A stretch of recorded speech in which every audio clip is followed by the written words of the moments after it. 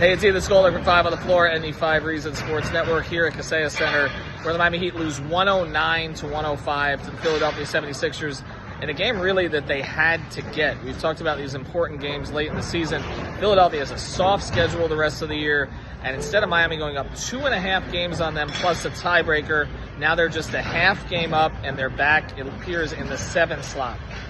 This game was really about Tyrese Maxey on the Philadelphia side. Yes, Joel Embiid gave the Sixers 29, but Maxey was incredible.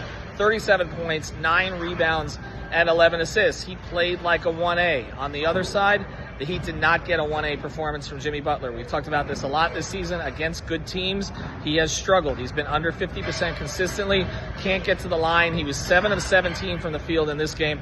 Did end up with 20 points, had a dunk, but many times he had Kyle Lowry, his old teammate, on him, and I'm emphasizing the word old, and he was posting up Kyle and would not attack him. And you got to think that Kyle mentioned that to his new Philadelphia coaching staff and said, I can handle him.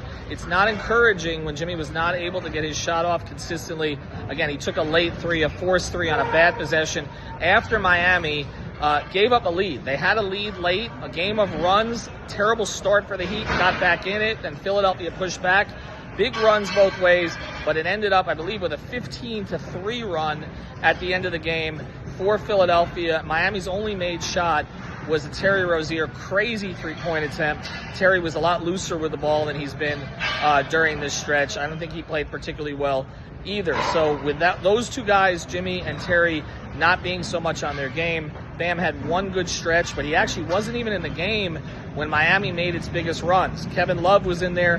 Kevin Love and Haywood Highsmith were probably the two most impactful Miami Heat players tonight, which is great for them. It's not great for Miami. And so Heat have a lot of things that they got to work out. This was a game, again, where they could have created separation. They didn't. Now they got to go to Houston, see if the Rockets are still in the race after tonight's game against Golden State.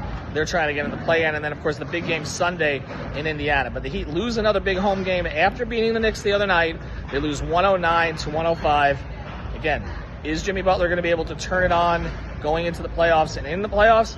Because right now, the two best players on the floor tonight were on the Philadelphia side.